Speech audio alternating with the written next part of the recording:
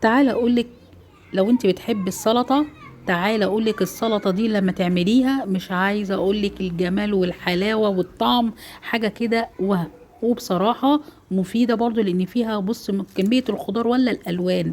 ايه الجمال والحلاوة دي؟ معنى الخيار والكرنب الاحمر والبصل والطماطم والجزر وبيض، يعني كمان فيها بروتين. وكمان الشبت ده بيديها طعم احلى كمان من البقدونس. يلا بينا نشوف الطريقة، ما فيهاش اي حاجة.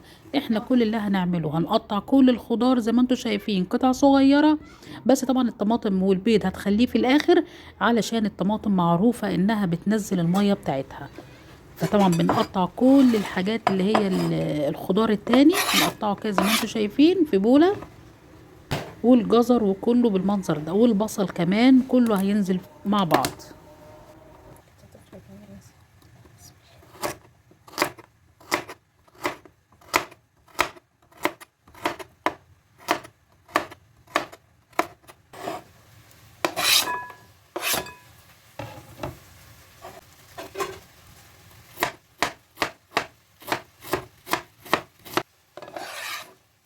بجد انا لما عملت السلطة دي بقيت اكل منها مش قادرة من جمالها بصراحة، يعني حاجة كده خرافة.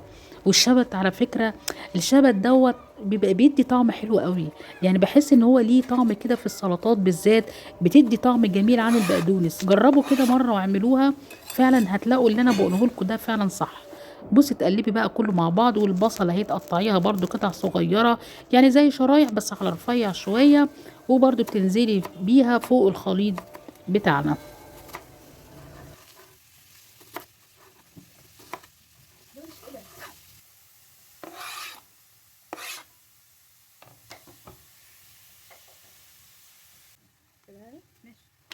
اخر حاجة بقى بعد ما قطعت كل ده، بتجيبي بقى الطماطم وتقطعيها قطع صغيرة، علشان زي ما قلت لكم ان الطماطم لما بتحطيها في البداية وتحطي كل الخضار عليها بتعجن. فكده احسن تخلي دايما حتى في سلطاتك العادية، السلطة الخضراء اللي بتاكليها مع في الاكل العادي بتاعنا، ان احنا برضو نخلي الطماطم في الاخر. وكل اللي هنعمله هنحط بقى هنا معلقة كبيرة من الخل بس، ولا هحط ملح ولا اي حاجه. ومايونيز بقى معلقتين كبار او ثلاثه، انا عايزاك تغرقيها مايونيز، هي اساس حلاوتها وجمالها في الخل والمايونيز. عايزه تحطي رشه فلفل اسمر ماشي، لكن لا هتحطي ملح ولا اي حاجه. والحلو كمان ان انت لازم تتاكل ساقعه، لازم تحطيها في التلاجة. وبعد ما قلبت بقى كله مع بعض، بتسيبي البيض بتقطعيه قطع صغيره وتسيبيه في الاخر، علشان طبعا برضو ما يعجنش وانتي بتقلبي الخضار في بعضه. البيض دي اخر مرحلة بتحطيها، وبعد كده بتسيبيها حوالي ساعة ساعتين قبل ما تاكلي. بتسيبيها تتنقع بقى، يعني كله يتنقع مع بعضه كده بالمايونيز وكلي بقى احلى سلطة. والله العظيم وجبة متكاملة من كل حاجة. جربيها وانا واثقة ان انتي في كل اكلاتك السلطة دي مش هتستغني عنها. لو عجبك الفيديو ما تنسينيش في اللايك وشير وسبسكرايب للقناة عشان اوصلك كل جديد. باي باي.